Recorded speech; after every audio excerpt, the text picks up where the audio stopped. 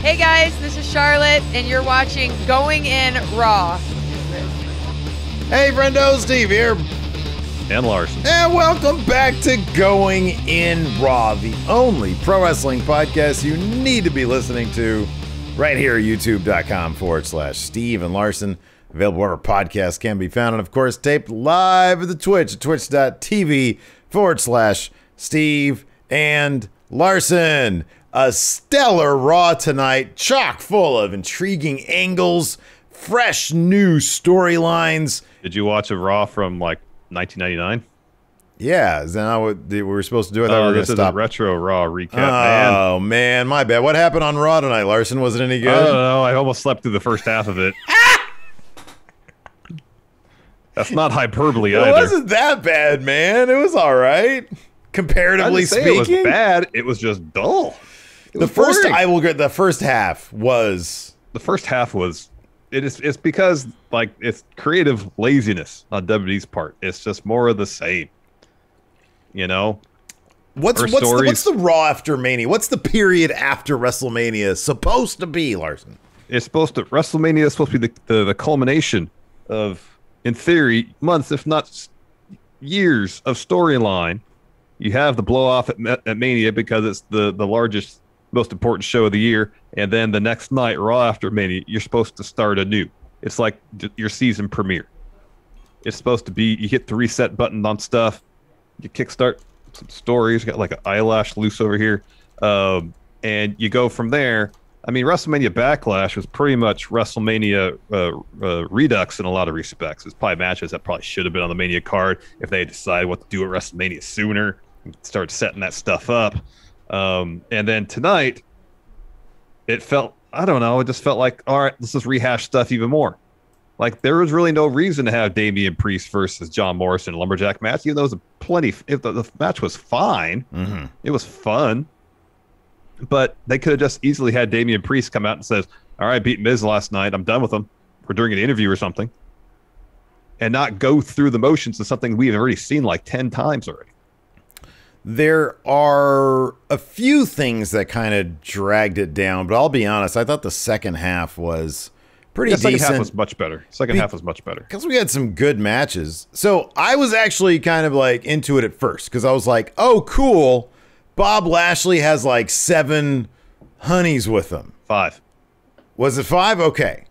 He had multiple ladies with him, and they come out and they announce, hey, we're going to do an open challenge. And I was like, oh, that's cool. That feels like a Raw after the leftovers of WrestleMania, right? Like, apparently that's what it's going to be now. It's going to be like the Raw after WrestleMania Backlash. And I was like, it would be awesome if anybody but Drew or Braun answers this. I mean, MVP had already mentioned that Braun was at home nursing injuries. And I forget what he said about Drew. Ribs. Okay. Oh, Drew was at home. Strowman was nursing rib injuries or something like that, yeah. So I was like, okay, cool. Somebody, like maybe Keith Lee is finally cleared from this mysterious not being cleared period of time. Maybe Damian Priest will step up and get his run going for when he's eventually going to be in the main event scene. But instead, it's Drew again. And it's like, dude, you lost at WrestleMania. You lost at WrestleMania Backlash. You know, I know you didn't eat the pin, but you're in a match that you didn't win. You're a loser. Like, let somebody else do something. And that sort of just let me down. I was like, And then, I mean, they said it was going to be somebody new, and there was the sort of through line where people would say, hey, I think I'm going to declare for, I'm going to answer the open challenge. But you knew anybody who was taking the time to say, I'm going to declare, maybe I'll do it, maybe I'll be the one that answers the open challenge. Warren could be the one that actually answered the open challenge. Well, I don't know. I wasn't necessarily thinking that. I was curious as to how they were going to settle all these people at gorilla position, because we still don't really. Now we know that tag teams need registration forms. We still don't really know how the open challenge thing works. Although I guess they did sort of kayfabe with Sami Zayn not too long ago, where he comes out and Baron Corbin's like, he just speed walks to the ring, or it was vice versa. Well, I think Sammy went on, and Baron said, no, I'm going to accept the challenge. Yeah, he like declared. Yeah. And I was thinking in my head, the thing about all the people talking about answering the open challenge was none of them were compelling choices at all. You know? Damian Priest would have been. Oh, I'm sorry. He was the lone one. You're right. You're absolutely right. The problem with him, though, is he just had a match right before the main event was. So you knew that wasn't going to be the case. But like T-Bar, yeah, a T-Bar, a typical like a NXT Dijak match would be great, but he doesn't. They don't really do that with him anymore. And character-wise, he's nowhere. Well, and then bringing them up just adds to the confusion. Like, what was the point of them attacking Drew for weeks in a row? They speak all in riddles and stuff. Who else? Shelton got murdered by Lashley not that long ago. So like, as much as I like Shelton, like, you know, that wasn't going to be interesting. They went with Kofi. Sheamus mentioned. Sheamus was good, but Sheamus also got beat by Bobby, I think, multiple times a couple months ago. Yeah. You know, even if it was like Ricochet, even if he hadn't had that fantastic match with Sheamus, if he had answered, it's like, well, this guy was just on main event. He's not going to do much of anything. He's just going to get his ass kicked.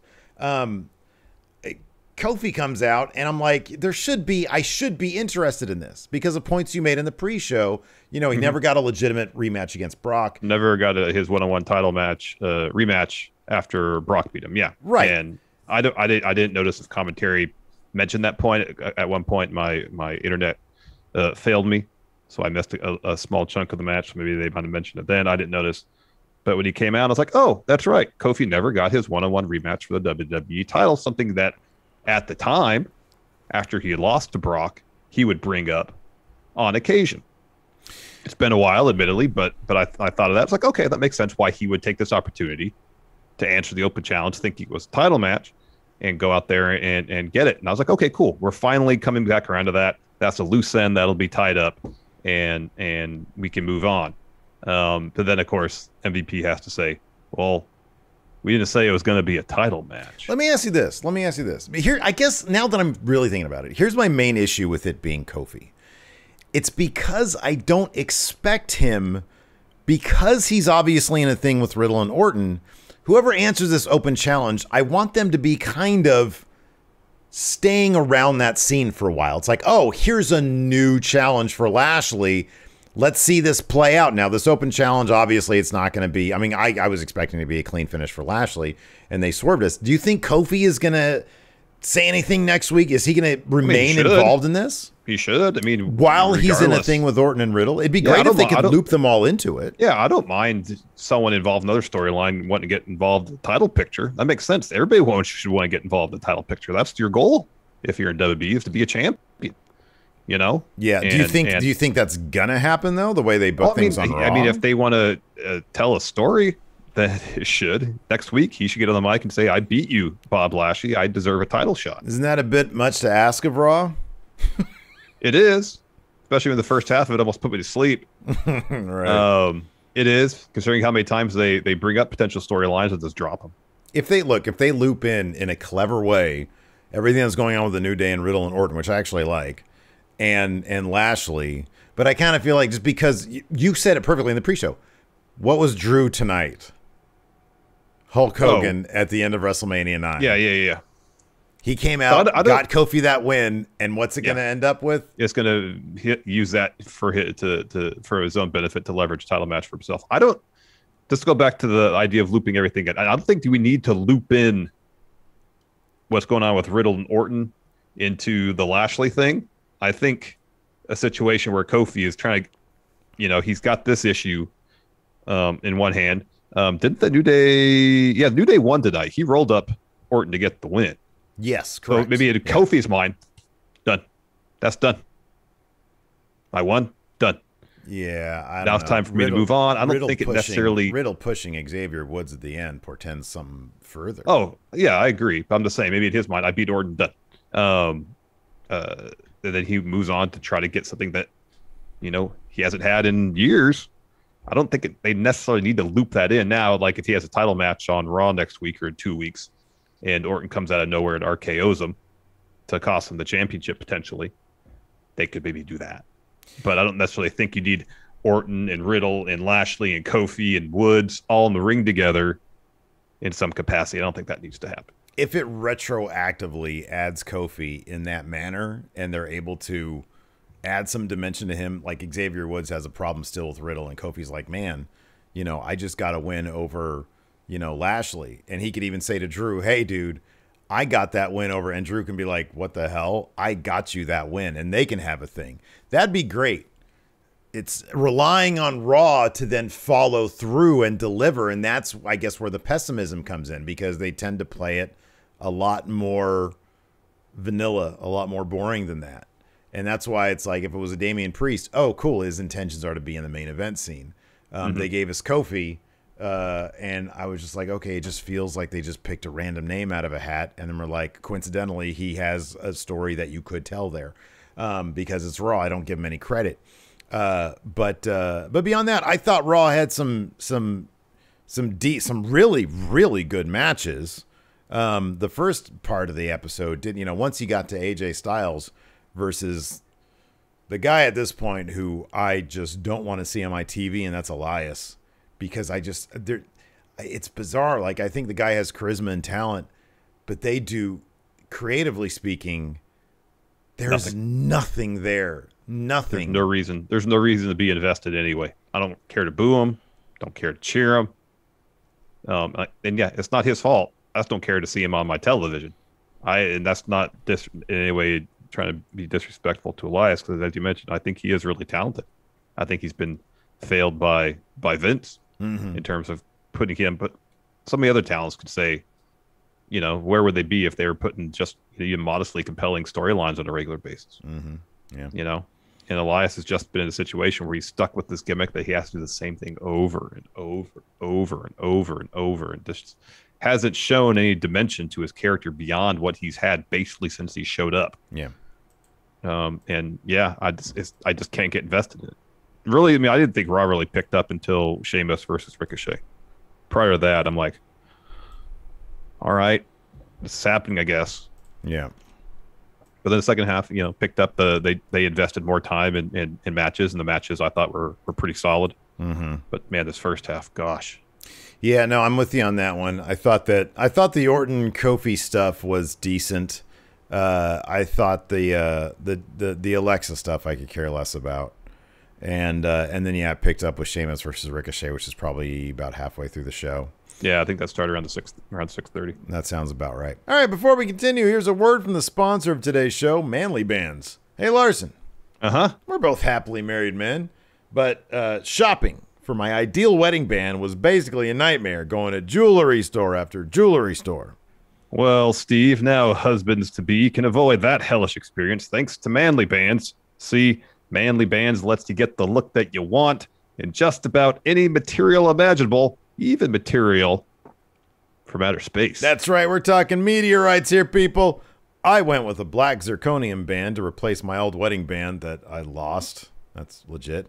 And it's great. And the ordering process was super easy. First, you get yourself a manly ring sizer from Manly Bands to make sure that your ring will fit perfectly.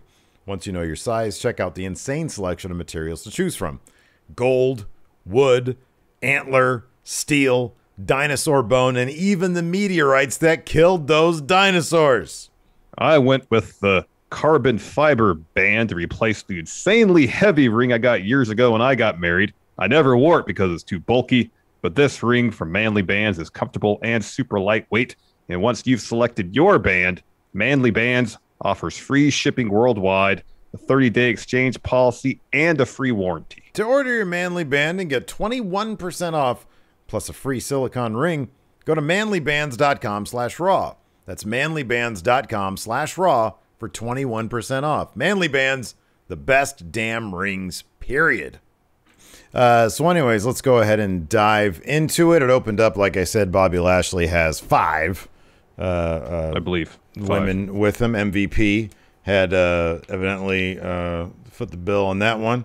MVP is out there to introduce Lashley. He comes out with Orlando's finest.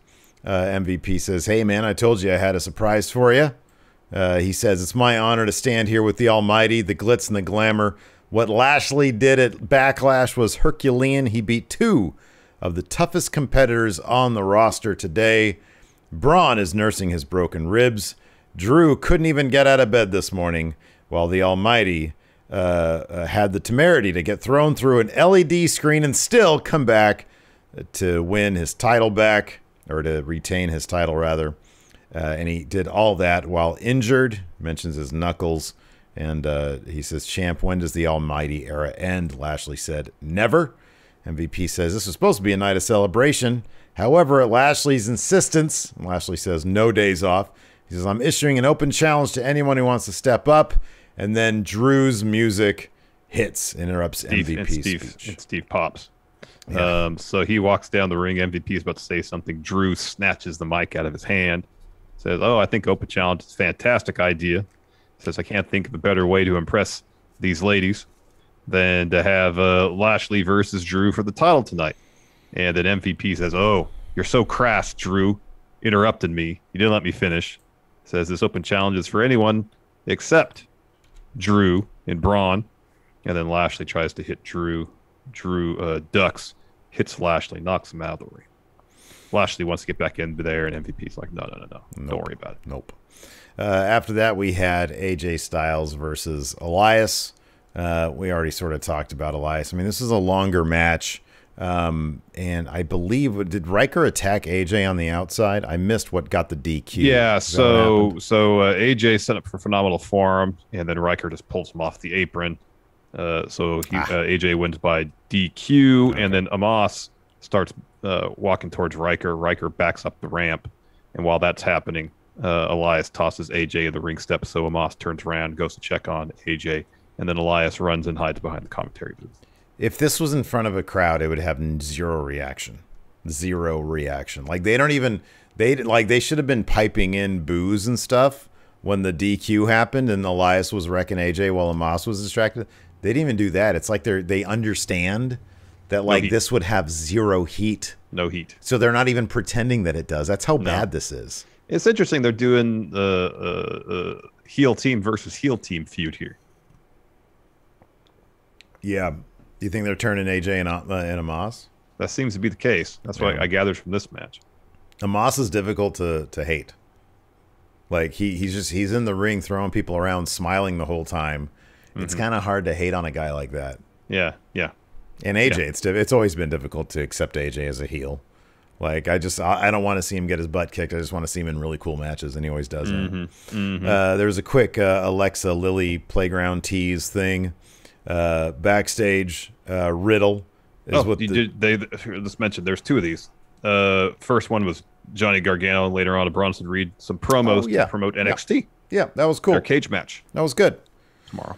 Riddle was backstage, and he talks about having sent the New Day a letter via pigeon mail or something, and they wanted to see he'd promised them a two-headed snake, but instead Orton shows up and he's pissed off because he's like, "Wait a second, were you referring to me?"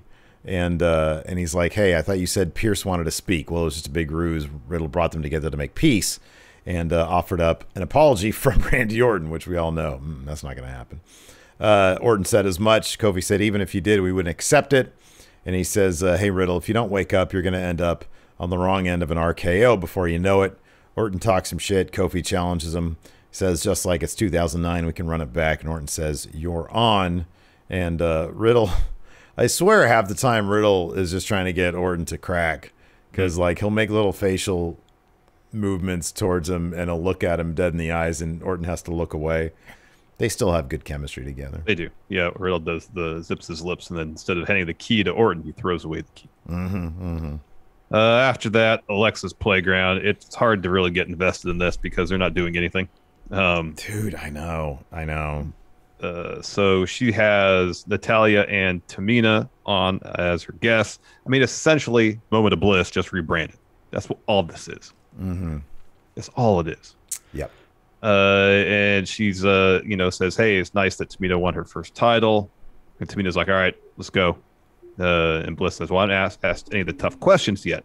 And she says, "Lily wants to know what their favorite color is."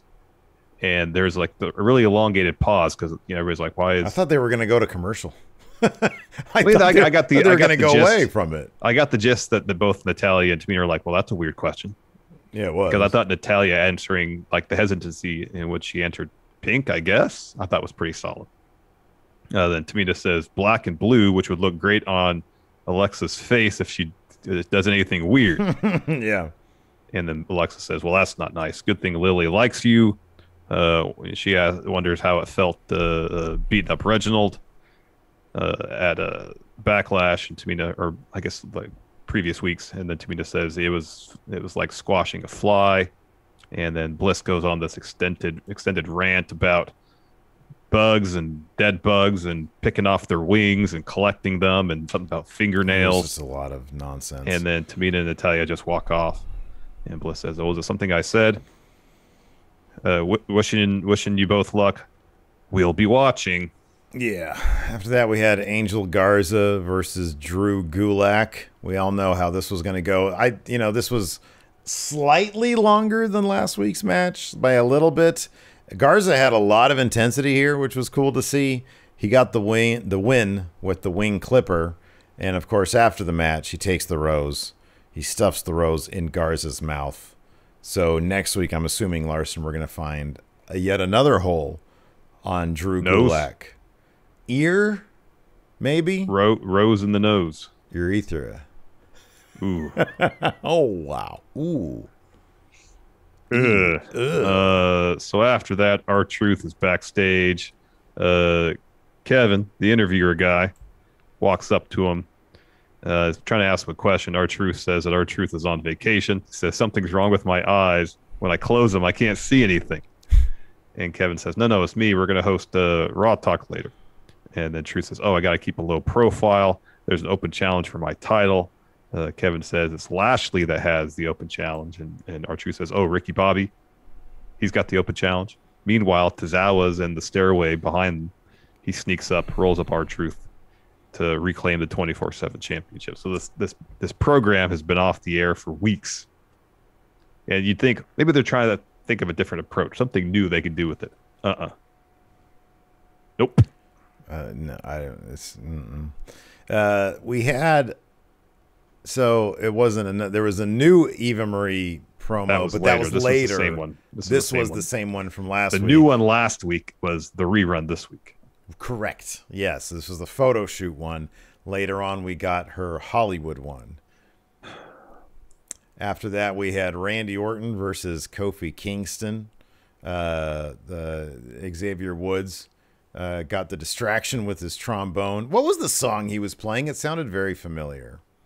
Familia. I didn't know. Sometimes people notice these things. And then like he played AJ's TNA theme that one week, which I never would have known because I wouldn't have recognized it. And Kofi ended up getting the roll-up win on Randy Orton. After the match, Riddle takes some issue with how Kofi won. They all sort of argue with the New Day. Randy Orton stalks off, and Riddle shoves Xavier in the heat of the moment and walks off. I did like how Orton was kind of lurking behind Riddle. Yeah. Like you thought he might RKO him right there. Yeah. Thought it could happen, and he instead he just leaves, knowing that was the alternative. Either he leaves or he attacks Matt Riddle, and he left. Yeah. So that was a nice touch. After that, Lana, Naomi, as well as Mandy and Dana are in Adam Pearce's office. Lana and Naomi are wondering why Shayna and Nia have an automatic title rematch. They said, well, all our matches have had weird endings. We've never really gotten a fair shot at the tag titles. Mandy just says, you lost. Meanwhile, they beat Nia and Shayna in a 6-woman match. They should be next in line to get shot. Charlotte walks in. She's like, you've all had your chances. And Sonya just says, all right, we'll sort this all out after tonight's title match. But Charlotte has a private matter she wants to discuss with us, so the two teams leave. So it's just Sonya, Charlotte, Adam Pearce. And Charlotte's trying to make the case why she should get a one-on-one match against Rhea Ripley because she wasn't the one pinned at WrestleMania Backlash. Sonya says, we'll beat Asuka tonight. We'll consider it. Charlotte rolls her eyes and says, well, that shouldn't be a problem. Rhea steps in, says, oh, it will be. She's ready for new competition anyway. Says Charlotte is nothing but yesterday's news. Charlotte says today's headline will read, Charlotte beats Asuka and she'll become new Raw Women's Champion after she beats Rhea. And then Charlotte leaves and Rhea says, well, maybe I will watch Charlotte's match just in case the queen falls from her throne. Rhea seems so uncomfortable with whatever they're asking her to do. And it's funny because it's like, it's not like a wild departure from her NXT persona, but I just get the feeling that like her NXT persona was more like, hey, be yourself turned up and play along with the story. This is the story. I feel like they're asking her to be a completely different person. Mm-hmm. She seems so stiff and uncomfortable reading the lines that she's given. It's weird. Given 5 minutes before she has to probably do it. I mean, yeah. After that, we had a Ricochet interview. He stole Sheamus's hat and jacket again in the locker room today. There was the Natalia Tamina get there or defending the titles against Shayna and Nia. Was before that. Oh my God, I'm sorry. The Charlotte bit was so long. It was long. So yeah, we had Naomi and Lana versus Shayna and Nia. Alexa comes out when Reginald tries to distract. Pyro goes off in his face. Shayna gets distracted by that because it was pretty horrifying. He was really close to that pyro. And then Natty and Tamina hit their finish on her for 3. So once again, then Lily starts laughing. Yeah. So it's more of that stuff. All right, before we continue, here's a word from the sponsor of today's show, Molecule. Hey, Larson.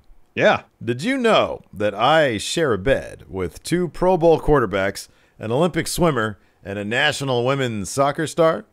Wait, what? All right. Hold on. Wait. Let me explain. When I heard that elite athletes sleep on a Molecule mattress, I had to get my hands on one. Well, you're far from an elite athlete, though, Steve.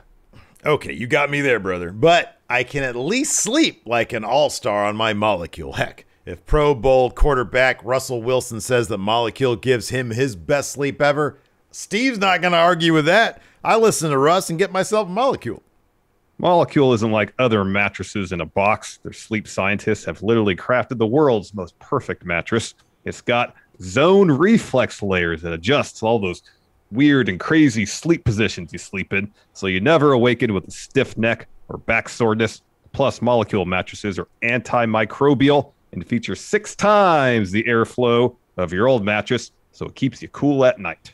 Molecule mattress is how elite athletes and Steve here gets the best sleep ever. Order your Molecule mattress and sleep on it risk-free for 100 nights. If you don't have your deepest, most restorative sleep ever, return it. Go to onmolecule.com and save 20% with promo code GIR. Again, save 20% with promo code GIR at onmolecule.com. Second. Oh, sorry. You missed the best part, Ricochet's Irish accent. Oh, yeah, that was actually pretty good. It was really good. It was I pretty was like, good. holy crap. Like, that's impressive that he pulled that off. That was pretty good. Yeah. And so, yeah, get back to the ring. Match starts. This is a really good match. Really good match. Yeah, it was. Yeah. Ricochet hits a lot of offense to start. Sheamus kind of shakes it off, dominates for a good stretch. Until Ricochet kicks Sheamus out of the ring, falls to the plancha, but Sheamus kicks that, rams Ricochet into the ring post, dumps in the timekeeper area. Towards the end, Ricochet goes for a springboard. Sheamus hits him with a jumping knee, gets a 2 count. And this is the end, actually. Sheamus then starts talking trash. Ricochet slaps him, and Sheamus hits him with a brogue kick to get the win. Sheamus picks up the mic, says it felt good to claim that victory, says his other shoulder is feeling empty, so maybe he'll accept Lashley's challenge and win himself the WWE title. Yeah, I thought that was a really stellar match. It was a really fun match. good. It was pretty fun. I think we talked about this before the cameras were rolling. Ricochet's new jeans. Yay or nay, Larson? A huge yay for me. Big I yay think it for makes you. him look larger. I don't know how. It makes him look larger. I mean, I know he's in great shape. Yeah. He's ripped. Yeah. But for some reason, wearing the jeans just makes him look. Yeah. I'm always in Like favor. more ripped. I hope that this just means a freshening up, a clean slate. You know, sometimes new gear can signify that. I hope we see him on Raw a lot more, not in the 24/7 division and meaty stories. And if that means he keeps the jeans on, like I agree with you. I think they do make him look bigger. So yeah, whatever keeps him on Raw, I'm happy with. Yeah. Generally speaking, sure, why not? Jeans are great. You never have to change for a street fight. Exactly. Every match could be a street fight. Then you can just go. You can leave. Then you can just go and you can Yeah, go home. you just put go. a You shirt just- on, probably. yeah, exactly. He doesn't need to put on a shirt, but some people just want to wear a shirt. Yeah. After that, we had a T-Bar and base promo. I mean, You don't have to. Don't. No, I did. I literally wrote a sentence. They want to challenge Okay. Lashley tonight, and they flip a coin to decide who does it, even though neither of them did. It's almost exactly what I wrote down. Yeah. I can't take either of these guys seriously. Yeah, no. At first, I was going to try to write down what they were saying. Like, this is pointless. Why would you do that? Don't do that. This is pointless. Don't do that. The next Asuka versus Charlotte, the winner, more or less, that's what Sonya Deville inferred, would get a title shot against Rhea. A bit of a surprising outcome, but I'm happy Asuka did take another L. Is she going to take a fourth L to Rhea Ripley? Or I mean, that's probably going to be a Charlotte distraction as well. Something. Yeah. I was really happy about this too. I'm with you. This was number one. This is a great match. It was really good. Great match. And yeah, there was so much great back and forth. And yeah, it ended with, because Charlotte ended up she was working Asuka's leg, sort of draping it through the ropes. And so Charlotte ended up on the outside. Mid-match, Rhea comes out. And Charlotte gets sort of obsessed with just staring at Rhea. Eventually, she turns her attention back to the match. She's working Asuka's leg, putting a submission through the ropes. And then so she finds herself on the floor, goes to confront Rhea. Rhea just starts calling her a loser. And Asuka tries to sort of sneak attack Charlotte, and she misses, and Charlotte puts her back in the ring. So when they get back in the ring, Rhea gets on the apron. Charlotte boots her. Asuka rolls her up. Charlotte just rolls through the roll-up, almost gets Asuka into the figure eight. Asuka's able to counter that with just a strong pin and got the win there. But yeah, I thought this was, one of the best matches of the night. I thought it was really, really good. It was good. It was good, and happy that Asuka didn't take another L. I mean, I know she'll lose to Rhea again, most likely, but man, if she'd taken another loss, that'd been a bummer. We get a John Morrison interview. He's asked about what happened to Miz last night. He says whenever he thinks about last night, what happened to Miz, it's like someone is picking at his brain, like his brain is rotting. He says Miz might never be the same, which is why he's dedicating tonight's match to Miz's memory. It was very obituary-ish. Yeah, it was good. It was good. Yeah, I feel like Morrison's one of the only guys. I don't know. I'm sure plenty of other guys there get it, but his delivery on everything, his stuff is always so on point. And this match was killer. This was an absolutely killer match. It was Priest versus Morrison, a lumberjack match with actual lumberjacks. Nikki Cross made an appearance as a lumberjack, which is pretty great. But yeah, this was wildly fun. T-Bar and Mace were going after Priest whenever he went out. There was one part where Priest does the flip over the ropes to take out Mace and T-Bar, and Cedric takes the opportunity to run through the ring and go attack Shelton Benjamin, which I thought was a good moment. There was a sick, crazy superplex from the top to the floor where all the lumberjacks were, takes all them out. Priest hits a run from the top and then hit the lights for 3. Really, really stellar match. It was a fun match. It was a lot of fun. And then afterwards, Priest has an interview at the top of the ramp. Says it's time to move on from The Miz and Morrison. They're in the past now. He wants his name to live forever. So maybe tonight he'll accept Lashley's open challenge. Maybe his next moment is becoming WWE champion. WWE. Then we had the Bronson Reed promo to promote NXT tomorrow. And then the new Eva Marie video package where she's talking about acting. And I want to be an actor. She just doesn't want to play a hero. She wants to be a hero. If this is this supposed to be a face thing? God, I hope not. I mean, okay, I think it's arrogant heel who you would think so. They want to be. I mean, dude, how many name a person who claims that they're a role model and they're a good guy? Right now there's 2 of them. There's Britt Baker and there's Bayley. They're both extremely bad guys. So that's what this is too. I hope so. It's just. Wait, do you think, is there any percentage chance that this is genuine?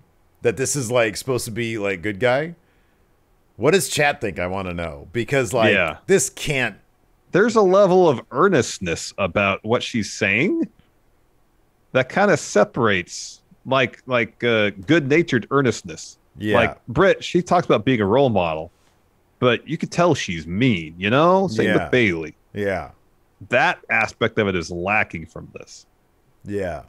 Now, if they're going, arrogant, oblivious, but even that I'm not getting. Everything about this seems very earnest. It almost feels like it could be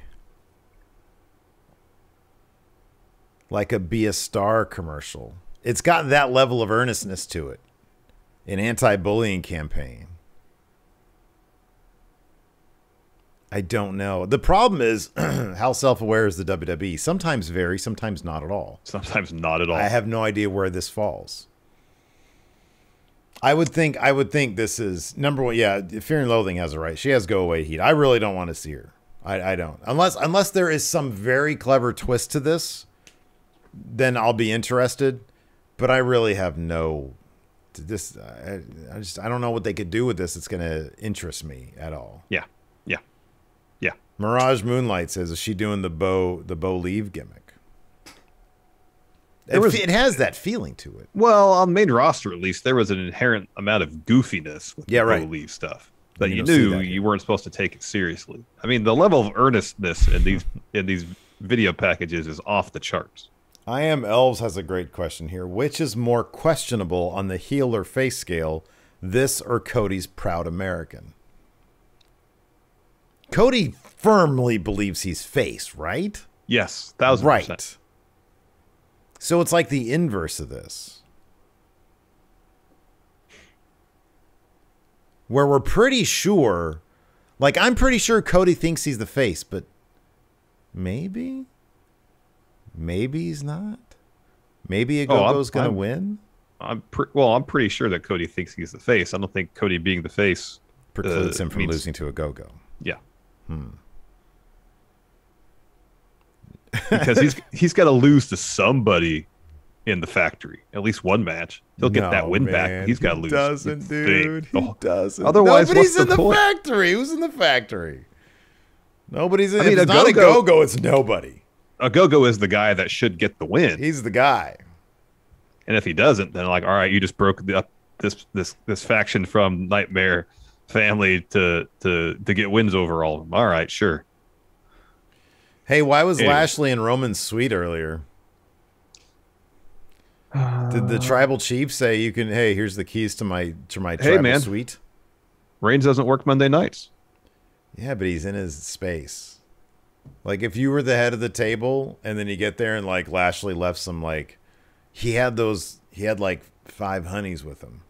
I mean, what if Roman's he left got to take some that remnants of that? Roman's got to take that up with whoever is operating the facility. If you walk into your suite on a Friday and it still smells like sex from Monday, you're going to be like, I've got bad juice. That's terrible juice right there. You go home because you can lose that title. Fire up the jet. Fire up the jet, Paul. No jets. We'll take a train. Trains are safe. Where does Roman live? Florida somewhere, I think. Before we get to the main event, we had a Shelton Benjamin interview. He's asked about Cedric. He doesn't want to waste his time talking about Cedric. He does want to talk about challenging Lashley for the title.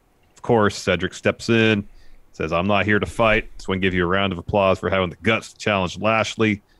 And he says, hey, just because you got the freak win over me last week, don't think you can actually beat Lashley. He says there's a reason why everybody leaves you. Ouch.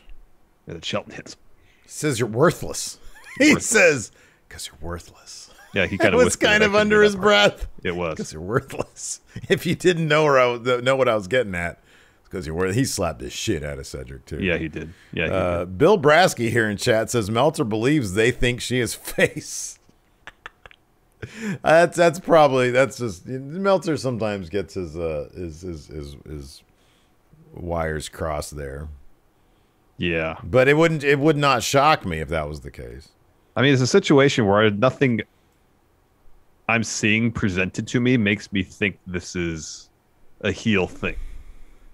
What makes me feel like what gets it gosh, it's hard to articulate it. Yeah. Like it's got heel heat with me because I'm like, this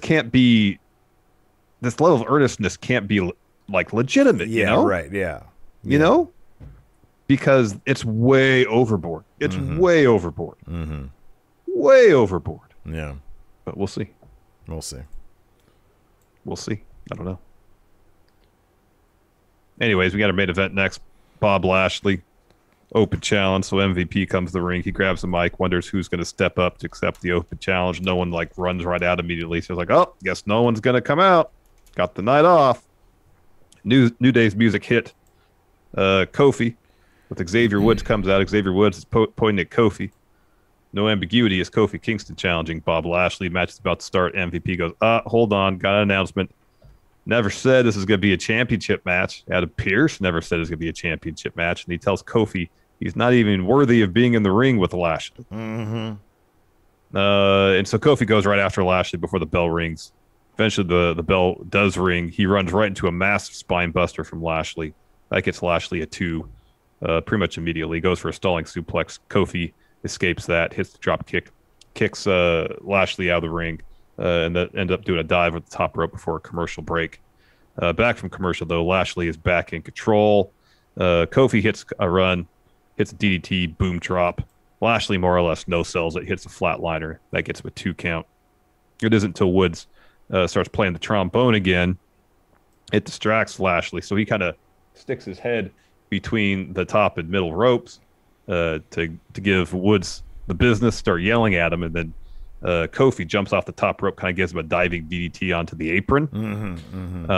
And then he goes back in the ring, goes for an SOS. Kofi does. Lashley reverses that really seamlessly into a Dominator, tosses Kofi from the ring, rams him into the ring post. He's about to do it again when Xavier Woods pulls Kofi off his shoulders. And then Woods gets on the apron to argue with the ref because the ref has tossed him from ringside. And while that's all happening, MVP is about to hit Kofi with his cane. Drew comes up behind MVP, grabs the cane out of his hands. He kind of intimidates MVP, so he backs off. And Lashley, again, leans out through the ropes. Drew hits Lashley in the throat, it looked like, with the cane. And then Kofi rolls up Lashley to get the win. Yeah. So hopefully they follow through with that next week. Yeah, hopefully. I hope so. All right. Let's go ahead and answer some questions here. I've got a thread on the Patreon at patreon.com/Stephen Larson. You ever want to get a Going In Raw comic book? You could do that. Stephen Larson, a brand new adventure.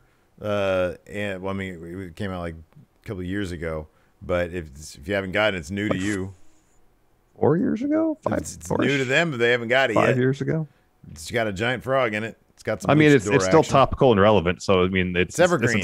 It's a timeless tale. Exactly. I mean, we're wearing our old pro wrestling shirts, but which are still available. You can still get those. We just never promote it. And you can get that comic book plus the rest of the Friendo Care package for $20. Patreon.com/Stephen Larson. We also have an exclusive Patreon shirt. At the $50 mark, you get the shirt and everything else. It's a good deal. Check it out over at the Patreon at patreon.com/Stephen Larson. Dog Authority figure. In kayfabe, did Adam Pearce arrange for zombies to be the Lumberjacks? Damian Priest wanted it. Damian Priest got it. Zombies for Lumberjacks. So, yes. So Mike Lucas, is Drew starting to find himself in the Cena Roman role of being face for too long and always challenging for titles? In Steve's estimation, yes. It's not there yet, but, if they don't rotate him in and out of things, then it's gonna get there. But I don't think he's there yet. That was years and years and years that took. And I still like Drew a lot. I want Bobby to have his time with the title, and I want Drew to go on and do other things. Dylan, you want to power rank some super kicks real quick? Shawn Michaels, Kevin Owens, Adam Cole, Bebe, John, Carmella, Tamina, the Usos. Shawn Michaels, number one. The top is Shawn Michaels. That's surprised Dolph isn't in there. Dolph has a good super kick. Young Bucks aren't in there either. What? Who else is in there? Adam Cole's in there. Kevin Owens, Gargano, Carmella, Tamina, and the Usos. I'd probably put the Usos next. I'd probably put the Usos. They have. I was going to say Cole, then Usos, but yeah. Okay, they're on par with each other, and they're like they have like Young Bucks level super kicks. Yeah, Gargano's got a good super kick too. He's got a good super kick. Yeah. Carmella's is really good. Kevin Owens. They're all good. Yeah, they're all good. I'd probably put Shawn Michaels is next level. Kevin Owens down there. Kevin Owens would probably be down there, like hovering at the bottom with Tamina, probably, and then I'd put Carmella, and then I'd put like all those Bucks and Cole and Gargano. They all have the same, and the Usos. They all have the same really good super kick. But yeah, HBK, top. Yep. Top. Yep. Moses opposes. How many Hell in a Cell matches do you think there's going to be this year? 3. I'll say 2. Really? There only should be one. The Roman story should be Hell in a Cell. That's it. 3. Maggie, Steve, what do you think of the art they used to promote the Bronson Gargano match? Did you notice that? Maggie, can you put that in mod chat for me? It was comic book style. Yeah, that's what I sort of gathered from what she's saying. But I didn't see it because I was like, oh, it's an NXT preview. I don't really need to see that. Let's see if I can find it maybe. Let's see here. Jay Singh says, what is your fantasy tag team?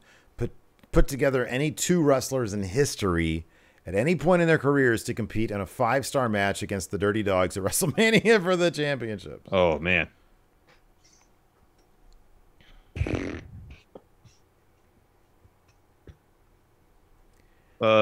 James Storm will reform Beer Money with Ted DiBiase.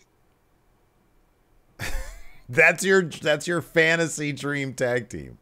I love it. That's great. It's the first thing that popped in my head, man. I'm going to say didn't overthink it. Antonio Inoki and Sid. All right. That's like a big tag team right there. Well, at least James Storm teaming up with DiBiase. There's like new Beer Money, you know? I get it. Yeah. I understand. Dang MQ, when WB starts traveling again, does Naomi move to SmackDown or does she remain on Raw? Oh, I don't know. So they'll probably put her with her husband. Probably. I mean, part of it might depend on the schedule. If they go back to 3 days, 4 days, a week doing shows, probably 3 days. Yeah, probably. If they really scale back the house show schedule, then who knows? I don't know.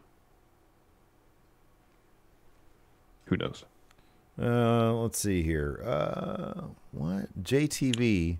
What item would you take of each other to make an impersonation of the other, championships aside? Champion, like, okay. Like if you had to use one prop to get across the idea that you were me. I mean, you tend to wear the same shirts. I mean, obviously, it'd be the beard. It'd be you'd take the beard off of you and stick it on me. Yeah, you'd have to rip my beard off. Right. Or get like... You know what you should say? Because the impression would be like, well, at least I still have this. I still have this. Right, but that's championships aside is the point. Well, but, I mean, by your definition, this isn't a championship, though. Right, but I mean, I'm taking which championships to mean accolades, you know. It's an accolade. Prize possessions. I prize this highly. I know you do. And you've defended it wonderfully. I just don't consider it in the canon. Once I've had it, it has not left my hands. That's domination right there. I know. That's great for you. That's awesome. So I'm gonna get 2 Mountain Mike's pizzas after holding on. Okay, I know, man. I'll pay up. You're probably gonna win. It's great. 2 pizzas. Okay, I know. I'll give you 3 if you shut up. 2 pizzas is fine. Your Mass Effect shirt, I guess. Or okay, I don't really wear that much these days, but yeah, I get that. You rotate the same shirts. It's Mass Effect one. It's the Atoms for Peace one. I probably wear that more these Internet days, Today one. It's your fun wrestling shirt. Yeah. Today you wore Ultimo Larson earlier, so you're bringing that into your rotation. That was yesterday. I wore that. Really? Oh, I've worn this all day. Yeah, you wore that at the pay-per-view. Yeah, bold move. You know, given that you're now, well, you have that, so that's good. You still have that, and I still have the IWGP belt back there. I know. It's a beautiful. It's not going anywhere either. Did you ever pay me for your half of that? Did you ever give me no, your I need deposit to do that. for that title? I was unsure. I was unsure the exact amount I'm going to ask, and then I'm old and I forgot. It's okay. So let me know how much my cut is, and I'll get that to you. All right. Dr. Lip. What did we answer the question? No. Yeah. What would you take of mine? A bunch of colorful lights, maybe. My Batman shelf. Your dog. My bug. Just do your impression. See, because that's why. Oh, I love her. I don't want to go to Larson's house, Daddy. Exactly. All that. Like, oh, you're doing a Steve impression. Right there. Oh, that's good. That's good. Yeah. That's right. Yeah. See? He did a gypsy impression. See? Dr. You're all bummed out and tired at the beginning of the night. You're like, oh, I'm so grumpy because Raw sucked. Now you're doing impressions of my dog. I turned it around, man. Don't take credit for this. Like you're trying to take credit for my GTA. I didn't try to take credit for your GTA win. I was defending you every step of the way when all those other assholes were trying to take credit for it. I was the one person trying to stick up for you. You know. You set the template for taking credit of my win, though. Hey, everybody, put the brakes on. Let's give this one to Larson. You know, man, I'm not. You set the stage. I'm not the source of all your problems, man. Pretty high on the list, though. Dr. Lipkin, a go-go, is one of AEW's first homegrown trainees. I could definitely see Cody putting him over. Here's the thing: Cody should, 100% should. Yeah, he should. He should. Will it happen? It's a big deal. I don't know. No, I don't know. Maybe Cody was like hesitant during that promo, self-conscious during that promo, because he was like, man, I'm really gonna put this guy over as the American Dream. I don't want to do that. But he like already stepped in it. He was like, hey, I have an idea. Maybe I can be the American Dream and put a go-go over. And they're like, oh, great idea. He was like, oh shit, I didn't mean that. I just said it.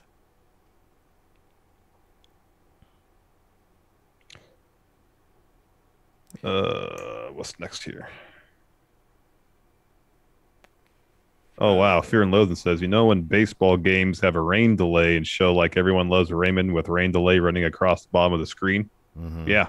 Mm-hmm. You should do Unsolved Mysteries on Monday nights and say raw delay on the bottom till the show improves. Oh man. You would just do 3 episodes of Unsolved Mysteries probably. If it hurt our business none at all, would you instead watch 3 hours of Unsolved Mysteries just as a live stream instead of Raw? I would strongly consider it. Yeah, it'd probably be awesome, to be honest with you. Bring the Enforcer on. That'd be great. Wolfpack for Life. This is the last one I have on the Patreon. It says, do you want a Viking Raiders versus T-Bar and Mace feud?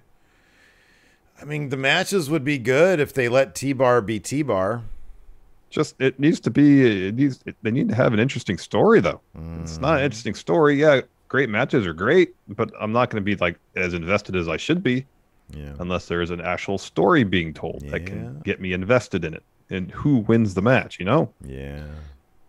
White Brownie, so Rhea said she wants new challengers, but Asuka won the important match. However, she already lost to Rhea. Should they just build her back up and have Rhea just take on different talent? Or just feed Asuka to Rhea again with Charlotte lurking. Asuka needs. I mean, they had Asuka win, so she should, get the title shot because she won. Asuka but then after that, yes, Asuka needs a rebrand.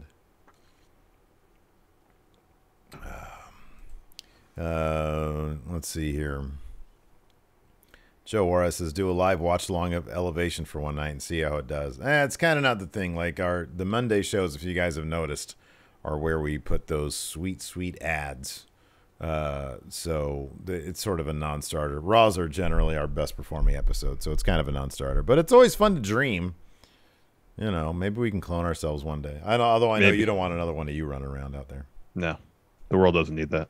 Hey Steve, how's it going? Oh, you're the John clone, Elite. This could be a fun one to end on. John Elite asks, would you rather outwork everyone or wreck everyone and leave? Would you rather... are you kidding me? Wreck everyone and leave. Fire up the jet. Get out of here. Outwork everyone. Outworking everyone doesn't mean you're going to win. It just means you're working harder. If there's naturally more talented people that can do better than you with half the work, yeah, of course I want to wreck everybody and leave. You know it's the right answer. I'm going to try to make a case for outwork everyone. Go ahead. Here's the thing about outwork everyone. You might not win, but when you don't win, you don't lose, you learn. You outwork everyone, and guess what hard work earns you? It might not earn you victories all the time. It earns you respect. It earns you the respect of your peers. You're generally well-liked because people see you earn all your success instead of having it be handed to you. I like to be disliked because I've got all of that.